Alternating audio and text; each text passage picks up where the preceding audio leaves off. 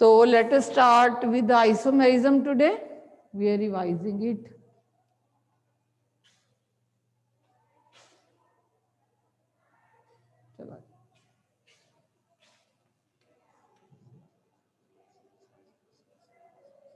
देखो बेटे आइसोमेरिज्म में it is consisting of structural, ठीक है। स्ट्रक्चरल में सबसे पहले हम करने जा रहे हैं चेन। चेन आइसोमर्स क्या होते हैं जो हम क्लास 10th में करते आ रहे हैं क्या करते हैं उसमें? चेन में स्ट्रेट चेन,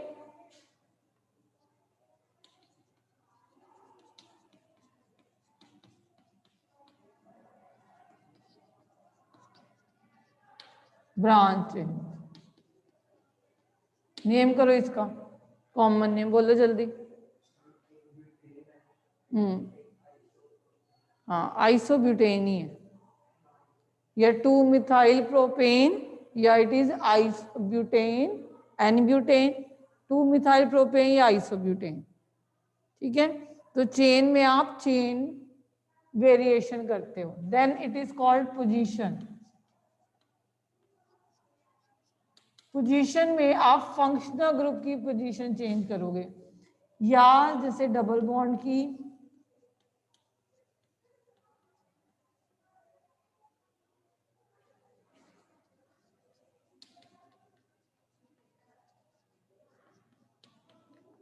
या मैं इस पे में भी कर दूं,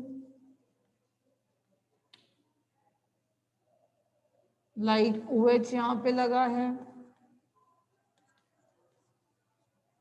लाइक OH यहां पे लगा है,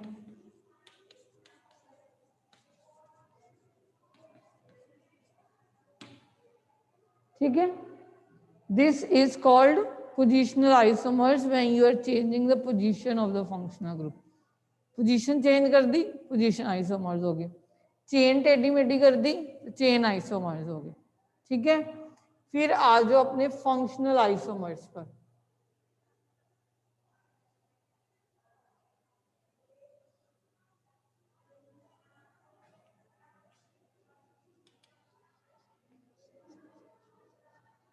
फंक्शनल में फंक्शनल ग्रुप ही चेंज कर दिया, ठीक है। जैसे कि मैंने एक अल्कोहल लिया और एक ईथर लिया, तो I have change the functional group itself.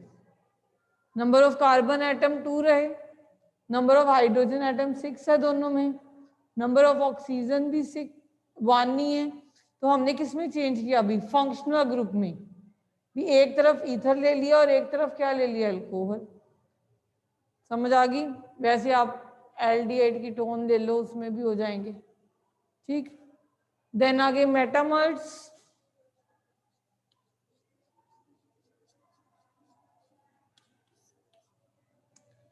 Metamers में क्या होगा?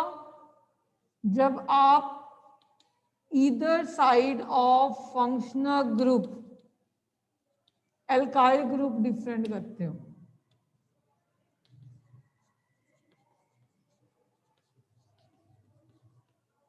these are metamers when the either side of the functional group you differ alkyl group, ठीक है।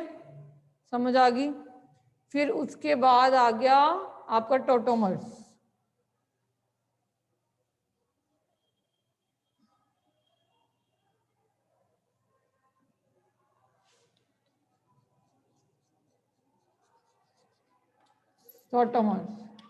टोटोमर्स में आपकी ट्राइआइड सिस्टम है, लाइक ये एल्डिहाइड है, ठीक है। एल्डिहाइड से इनॉल फॉर्म बन जाती है,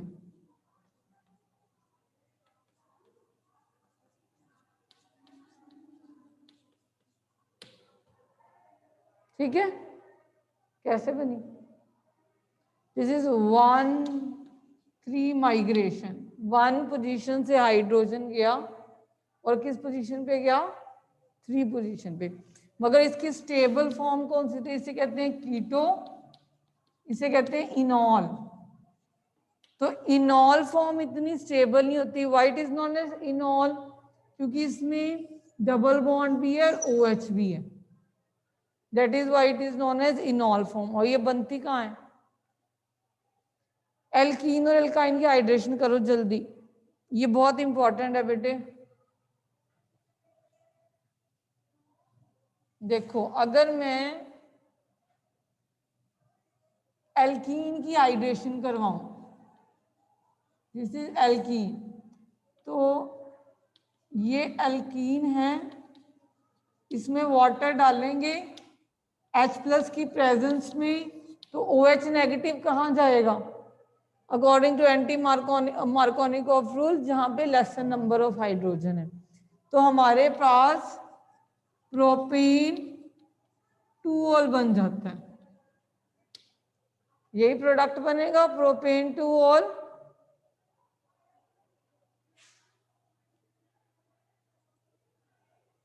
ठीक है, मगर जब हम एल्काइन ले लेंगे, जब हम एल्काइन ले लेंगे तो अब इसकी हाइड्रेशन अगर हम करवाएंगे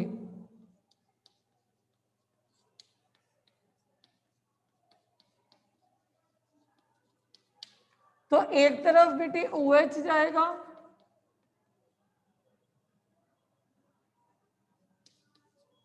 और एक तरफ H आएगा, यही होगा।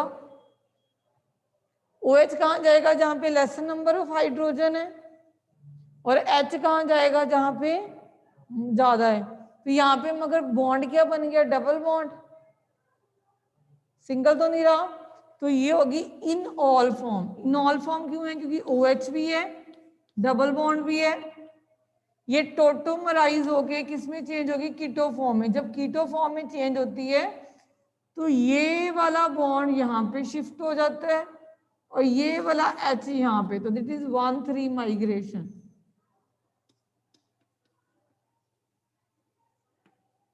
This tautomerism will give you ketone. तो जब एल्कीन की हाइड्रेशन करवाते हो तो आपको एल्कोहल मिलते हैं, जब एल्काइन की हाइड्रेशन करवाते हो तो क्या मिलती है आपको?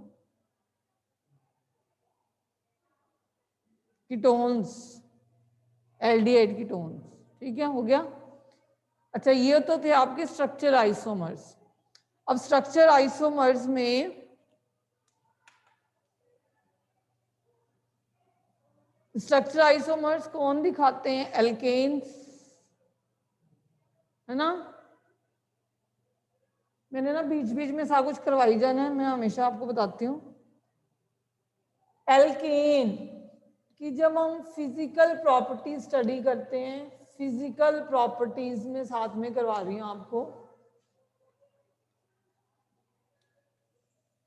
तब हम ये कहते हैं कि जो स्ट्रेट चेन आइसोमर है उसका बॉइलिंग पॉइंट किससे ज्यादा होता है? ब्रांच चेन थी। स्ट्रेट चेन का बॉइलिंग पॉइंट किससे ज्यादा होता है? ब्रांच चेन से। क्यों? जल्दी बोलो जल्दी। सरफेस एरिया बढ़ जाता है, सरफेस एरिया बढ़ेगा, वंडरबल फोर्स ऑफ अट्रैक्शन बढ़ जाएंगी। ये याद रखना बेटे, जो बॉइलिंग पॉइंट है ना वो ज्यादातर क्राइटेरिया होता है साइज का। अगर साइज सेम है, साइज सेम है, साइज ये सीधा है, ये बिल्कुल बंद कर दिया हमने, छोटू गोलू बना दिया, जितना छोटा होएगा उतना बॉइलिंग पॉइंट कम होता जाएगा, उतनी वंडरबल फोर्सेस ऑफ अट्रैक्शन कम होती जाएगी। ठीक है, वंडरबल फोर्सेस ऑफ अट्रैक्शन होती है नियरेस्ट नेबर में। अब नियरेस्ट नेबर, क्योंकि ये कार्बन तो बीच में चलेगी, इसकी सारी कार्बन ऐसे पड़ी है, तो सब में वंडरबल फोर्सेस ऑफ अट्रैक्शन बढ़ जाती हैं। इन केस में ये वंडरबल फोर्सेस ऑफ अट्रैक्शन कम होती हैं। समझ आ गई? तो बॉइलिंग पॉइंट एल्केन का, जिनकी स्ट्रेट चेन होती है, उनका हमेशा ज्यादा होता है। As compare to boiling point उन एल्केन का जो कि क्या होती है ब्रांच। जैसे जैसे आप ब्रांचेस बढ़ाते जाओगे वैसे वैसे बॉइलिंग पॉइंट क्या होता जाएगा, कम होता जाएगा। ठीक है। नेक्स्ट, अगर हम इवन, अब मेल्टिंग पॉइंट की इसी में मैं बात कर लूं, मेल्टिंग पॉइंट की भी, ठीक, हमारे पास इवन नंबर, ये कितने नंबर है, 1 2 3 4 एंड 5। अब ये कितने नंबर है, 1 2 3 4। Even number of carbon atom का जो मेल्टिंग पॉइंट है हमेशा ज्यादा होता है ओड नंबर से, पता है आपको। वैसे देखो बेटे, मेल्टिंग और boiling point, melting and boiling point हमेशा बढ़ता है जैसे जैसे साइज बढ़ता है, ये याद रखना। ऑब्वियस सी बात है, जितना अगर बटर का ब्लॉक मेरे पास बहुत बड़ा होगा उसको मेल्ट करने में मुझे टाइम लगेगा, मास बढ़ गया। अगर बटर का ब्लॉक छोटा होगा उसको मेल्ट करने में मुझे कम टाइम लगेगा, तो मेल्टिंग पॉइंट डिक्रीज हो गया, ये बट ऑब्वियस बात है। तभी हम जब भी डाउन द ग्रुप आते हैं तब हम ये कहते हैं कि melting boiling point generally increase करता है क्योंकि मोलर मास इंक्रीज करता है। ठीक है, मगर जब हम वाटर की बात करें तो उसका बॉइलिंग पॉइंट ज़्यादा होता है, ये भी मैं साथ में ले लूँ, अमोनिया का ज़्यादा होता है, HF का ज़्यादा होता है क्योंकि वहाँ पे हाइड्रोजन बॉन्डिंग हो जाती है। इन केस में इवन नंबर का ज़्यादा हो जाता है ऑड से। ऐसा क्यों, ऑर्गेनिक में जो इवन नंबर वाले होते हैं वो क्रिस्टल लैटिक्स में अच्छे से फिट होते हैं। आप किसी को जिग जैग पोर्शन में डालो, ये कार्बन है, ये हाइड्रोजन है, ये हाइड्रोजन है, ये हाइड्रोजन है, ये कार्बन है, ये हाइड्रोजन है, ये हाइड्रोजन है, ये हाइड्रोजन है, यहाँ पे ये कार्बन है, ये हाइड्रोजन है, ये कार्बन है, ये हाइड्रोजन है। देखो ये ऑपोजिट एंड पे चले गए, जब ये ऑपोजिट एंड पे चले गए तो अभी क्रिस्टलैटिक्स में इजीली फिट हो जाएंगे, स्टेरिक हिंड्रेंस कम हो जाएगी ना। जब सेम एंड में मोटा मोटा लगा होगा तो लैटिक्स में फिट करना हमारे लिए मुश्किल नहीं हो जाएगा। ठीक है, तो ऑड नंबर ऑफ जो कार्बन एटम है वो क्रिस्टल लैटिक्स में कंप्लीटली फिट नहीं होते as compare to even number. Even number पे जो कार्बन एटम ऑपोजिट एंड पे जाते हैं तो वो क्रिस्टल लैटिक्स में इजीली फिट हो जाते हैं। समझ आ गई? तो this is the reason. Okay, so physical properties भी कवर होगी इसमें आपकी एल्केन की। इसके अलावा हमने एल्केन में आइसोमर्स करे थे, कन्फर्म, कन्फर्मर या कन्फर्मेशन। ठीक है, तो हमने 2 टाइप की कन्फर्मेशन पढ़ी थी, कौन कौन सी?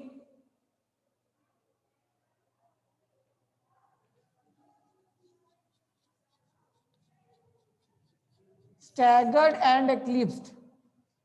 स्टैगर्ड एंड एक्लिप्स, तो मैंने कहा था कि ऐसे सर्कल भी बना सकते हो। न्यूमैन और फिशर प्रोजेक्शन फॉर्मूला 2 करे थे और हमने सिर्फ इथेन के करने हैं, प्रोपेन के नहीं करने। तो ये वाला मान लो आपका ये फ्रंट कार्बन है, ये वाला पीछे वाला कार्बन है। फ्रंट कार्बन को के ऊपर ये हाइड्रोजन लगा है, ये हाइड्रोजन लगा है और ये हाइड्रोजन लगा है।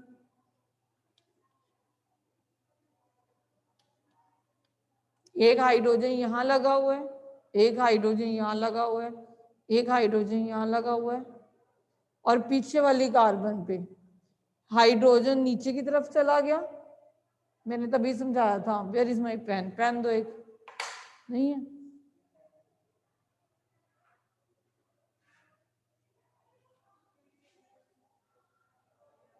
कोई भी दे दो, मैंने कौन सा लिखना है, ये सही है। ये देखो ये फ्रंट कार्बन है, इसको हमने डॉट से दिखा दिया। ये वाला पीछे वाला कार्बन है। अगर फ्रंट कार्बन पे यहाँ पे एक हाइड्रोजन है, ये हाइड्रोजन है और दूसरा ये वाला है, थर्ड ये वाला, ये 3 हाइड्रोजन है।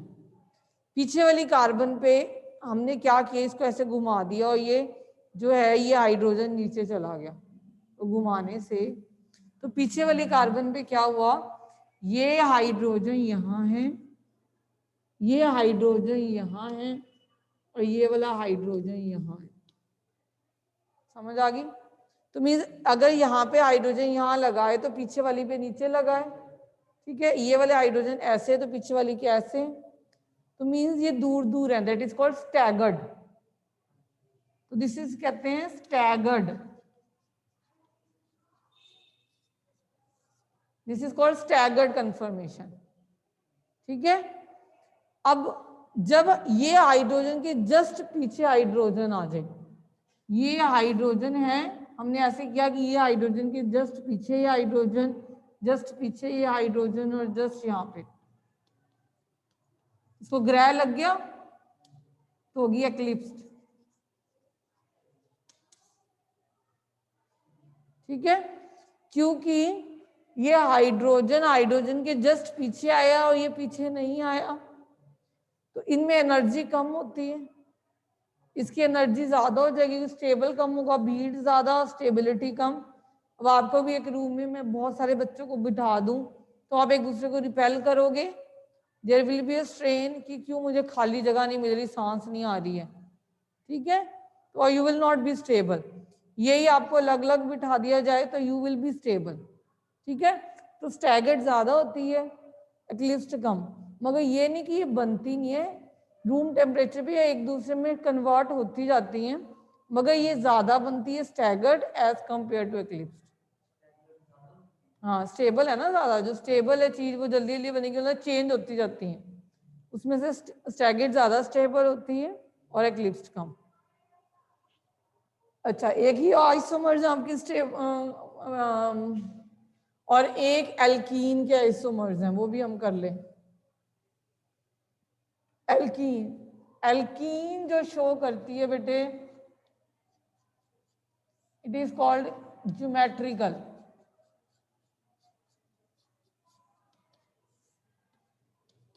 इट इज कॉल्ड ज्योमेट्रिकल, ठीक है।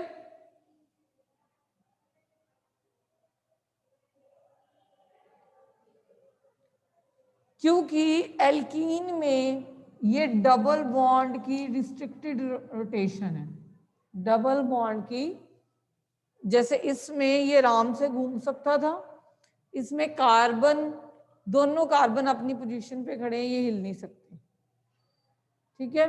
मान लो यहाँ पे हाइड्रोजन लगी है, यहाँ पे भी हाइड्रोजन, यहाँ पे CH3, यहाँ पे CH3, ये किसको, ये क्या बनाया मैंने, ये बनाया है ब्यूटुईन,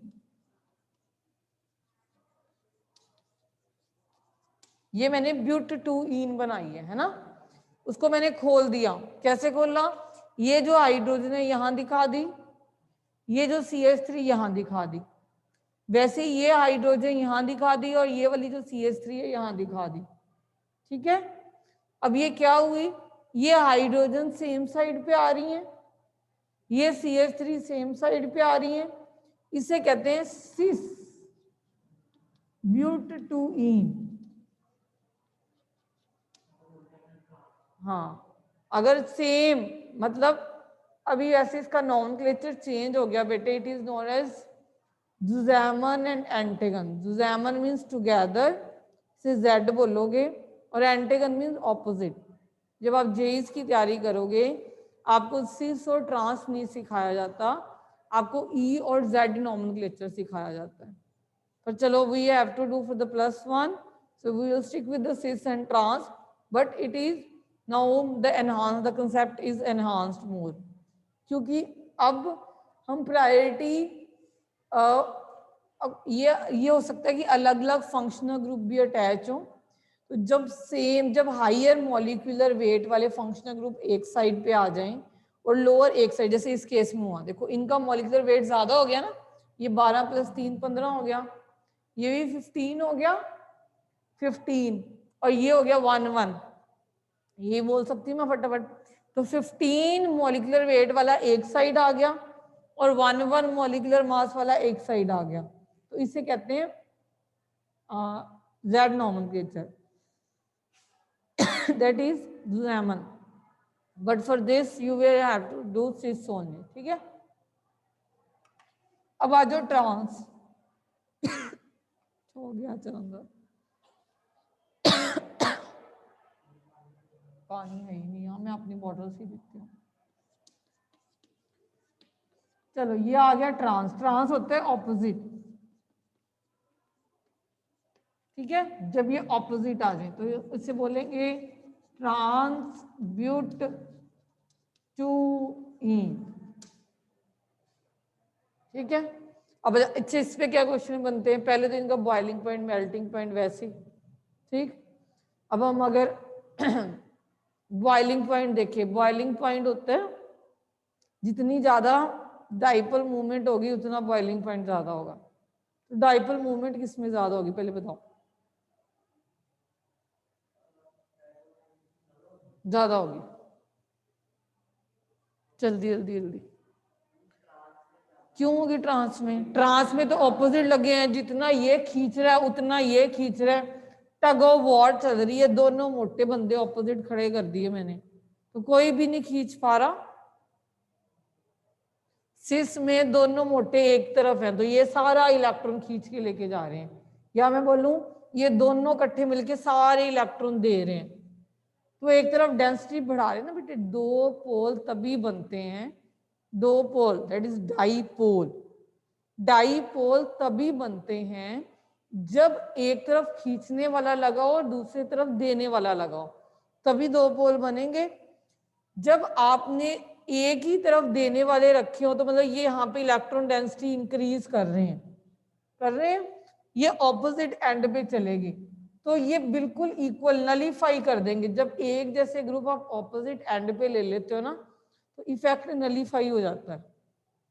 एक तरफ बड़ा रख दिया और एक तरफ मैंने छोटा रख दिया तो बड़े वाला छोटे से खींचेगा। अब इमेजिन करो कि दो मोटे, एक मोटा रख दिया मैंने, मोटा हेल्दी स्टूडेंट है, एक बेचारा सुकूस है, ठीक है, वो जो स्ट्रांग है वो खींच लेगा सारा, तो एक ही तरफ चले गए, दूसरे को तो नहीं मिले, तो दो पोल बन गए, दैट इज डाईपोल। जब मैंने दोनों तरफ ही मोटे मोटे रख दिए, ये दोनों तरफ ही पतले पतले रख दिए तो कोई भी नहीं खींच पाया, तो ट्रांस में ये होता है। तो इसलिए सिस की डाइपोल मूवमेंट ज्यादा होती है एज कंपेयर टू ट्रांस। पहली तो ये बात समझो, डाइपोल मूवमेंट सिस की ज्यादा होती है as compare to trans, this is dipole movement, ठीक है। इतनी बात समझ आई। उसके बाद अब जब डाइपोल मूवमेंट होगी तो डाइपोल डाइपोल इंटरेक्शन भी बढ़ेंगी, डाइपोल डाइपोल इंटरेक्शन, जिसमें डाइपोल डाइपोल इंटरेक्शन ज्यादा होगी उसका बॉइलिंग पॉइंट बढ़ जाएगा। याद रखो बेटे, कोवलेंट बॉन्ड में जब ये कोवलेंट बॉन्ड बनता है तो सबसे बड़ी इंटरेक्शन होती है हाइड्रोजन बॉन्डिंग। वो किसमें होती है? Ammonia water HF। उसके बाद बारी आती है डाइपोल डाइपोल इंटरेक्शन की। डाइपोल डाइपोल इंटरेक्शन हमेशा ज्यादा होती है नॉर्मल वंडरबल इंटरेक्शन से, ठीक है। तो इसमें डाइपोल है तो इसकी इंटरेक्शन ज्यादा है। अगर मॉलिक्यूल की आपस में इंटरेक्शन ज्यादा है तो हमें ज्यादा हीट देनी पड़ेगी उसको बॉयल करने के लिए कि मॉलिक्यूल दूर दूर भागे, तो सिस का बॉइलिंग पॉइंट बढ़ जाता है एज कंपेयर टू ट्रांस। इतनी बात समझ आई? तो सिस का बॉइलिंग पॉइंट ज्यादा है एज कंपेयर टू ट्रांस। उसके बाद अगर हम मेल्टिंग पॉइंट की बात करें, मेल्टिंग पॉइंट ऑर्गेनिक में क्राइटेरिया होता है क्रिस्टल लैटिक्स में फिट होने का। तो फिट तो तभी होते हैं जब ऑपोजिट एंड में डिफरेंट ग्रुप हो, जैसे इवन नंबर में क्या था क्योंकि वो ऑपोजिट एंड पे पहुंच गए थे। तो मेल्टिंग पॉइंट जो होता है वो ट्रांस का ज्यादा होता है, सिस का कम होता है। हाँ तो ऑपोजिट है ना, ये ऑपोजिट एंड में है ना, तो सेम एंड पे स्टेरिक हिंड्रेंस बढ़ जाएगी।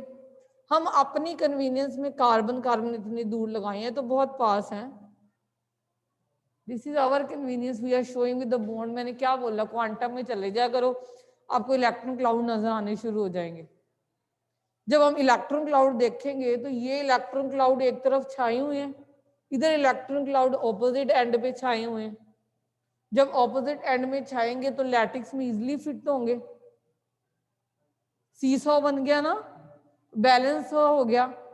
जब ये हो गया तो ट्रांस क्योंकि क्रिस्टल लैटिक्स में अच्छे से फिट होता है, that is why melting point trans का ज्यादा होता है एज कंपेयर टू सिस। तो आपके सिलेबस में यही आइसोमर्स होते हैं, स्ट्रक्चरल हो गए, ज्योमेट्रिकल हो गए, कन्फर्म्ड हो गए, ऑप्टिकल आइसोमर्स रह जाते हैं, वो 12th में आते हैं। So many type of isomers are there. हाँ जी, the student sitting at the on the online classes, getting my point? So here we are covered our isomers and covered to the physical properties of alkene, जो major physical property है, और alkane की भी, ठीक है। अब हम starting से अगर प्रेपरेशन देखें तो there is only 2 minutes left with us. तो प्रेपरेशन में हमें पता है कि एल्केन की प्रेपरेशन में हमने, और नेमिंग रिएक्शन मैंने आपके बलबूते पे छोड़ी हुई हैं। तो स्टार्टिंग विद द एल्केन, अच्छा, on this Friday you will be having the test of MCQ and assertion reasoning only. Chapters organic रख लेते हैं, अब चल रही है वो, नहीं कुछ तो करोगे। एसपी हाइड्रोजन रख लेते हैं छोटे छोटे, और थर्मो रह गई थी। इतने चैप्टर कवर आप कर लो, आप हो जाएंगे बस। बाकी तो आपने करी हुई है, केमिकल बॉन्डिंग तक स्टेट्स ऑफ मैटर भी हुआ है। तो एसपी हाइड्रोजन प्रिपेयर करो, जो भी ऑनलाइन बैठे हैं वो भी, और ऑर्गेनिक और थर्मो रह गई थी। तो सिर्फ असर्शन, रीजनिंग और एमसीक्यू आने। अब अभी ये नहीं पता कि मे बी हॉलीडे, तो ऑनलाइन ही हो, सबका ही गूगल फॉर्म में आएगा फिर फ्राइडे मे बी। अच्छा, एल्केन आ जाओ। First is Sabatier Senderens reaction. ये क्या था इसमें, मैंने लिखना नहीं, आप मुझे याद कराओ क्या था। एल्कीन की हम रिडक्शन करवाते हैं किसकी प्रेजेंस में, निकल की प्रेजेंस में, had a high temperature 523 to 623 kelvin, that is called Sabatier Senderens reaction. Equilibrium भी ले लो जी, इक्विलिब्रियम का भी आपका तुषार, ठीक है, इक्विलिब्रियम भी है, ठीक है। सेबेटियर सेंड्रन रिएक्शन में हमने क्या करवाई थी, रिडक्शन करवाई थी। किसकी करवाई थी, एल्कीन की करवाई थी। कैटलिस्ट लेके एल्केन बनाए थे। फिर उसके बाद हाँ, एल्काइल भी 2 मोल्स ले लोगे। उसके बाद हमने एल्काइल हैलाइड से करी थी। एल्काइल हैलाइड से हम 3 टाइप की रिएक्शन बेसिकली करते हैं। एक तो वुड्स, और एक आप करते हो कोरे हाउस,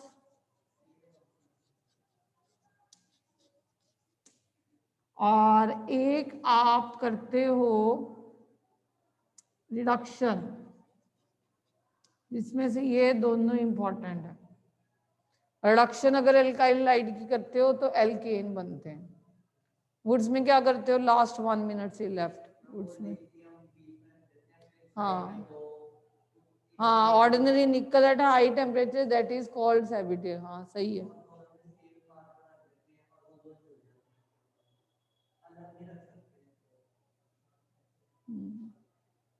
हाँ, गिग्नार्ड रीजन, बेटा गिग्नार्ड रीजन जब लेते हो तो आपको वाटर देना पड़ता है, तब आपकी बनती हैं एल्केन्स, ठीक है।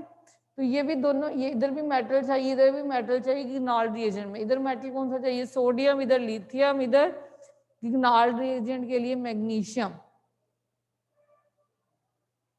Shivam is writing, so time is up.